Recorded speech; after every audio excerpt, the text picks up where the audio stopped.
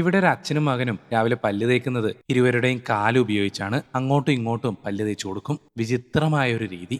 ഭക്ഷണത്തിന്റെ കാര്യത്തിലാണെങ്കിലും അച്ഛനേക്കാൾ 2 മടങ്ങ് അധികം മോൻ കഴിക്കും.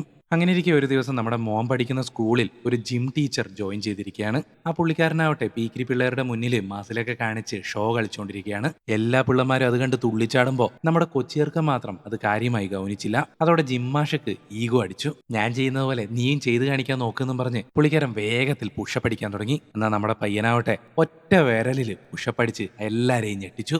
ശേഷം രണ്ടാമത്തെ മത്സരം ഇനമായിട്ട് വെയിറ്റ് ലിഫ്റ്റ് ചെയ്യണം. നമ്മുടെ ടീച്ചർ അത്യാവശ്യം കനമുള്ള ഒരു സാധനം തന്നെ പൊക്കി. പക്ഷെ നമ്മുടെ കൊച്ചു പയ്യനാവട്ടെ ഈ സാമാനവും പൊക്കി പിടിച്ചിരിക്കുന്ന മാഷ തന്നെ ഒറ്റ വിരലിൽ അങ്ങ് തൂക്കി. അതോടെ മറ്റു പീക്കിരി പിള്ളേരെല്ലാം കൂടിയിട്ട് നമ്മുടെ കൊച്ചു പയ്യനെ കൈയടിച്ച് പ്രോത്സാഹിപ്പിക്കാൻ തുടങ്ങി. അങ്ങനെ മൂന്നാമതായിട്ട് ജാവലിംഗ് ത്രോ കോമ്പറ്റീഷനാണ് നടത്തിയത്.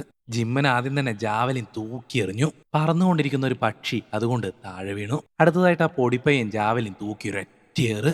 അത് എങ്ങോട്ടേക്ക് പോയി എന്ന് ആർക്കൊരു പിടിയില്ല. എല്ലാവരും അത് തന്നെ നോക്കിക്കൊണ്ട് നിൽക്കുന്നതിനിടയിൽ പെട്ടെന്ന് എന്തോ കണ്ട് പേടിച്ച് കുട്ടികളെല്ലാവരും അവിടെ നിന്ന് ഓടിപ്പോയി. എന്താ സംഭവം എന്ന് വെച്ച് കഴിഞ്ഞാൽ ആ ജാവലിൻ ചെന്നുകൊണ്ട് വീണത് പറന്നുകൊണ്ടിരിക്കുന്ന സൂപ്പർമാൻ ആയിരുന്നു.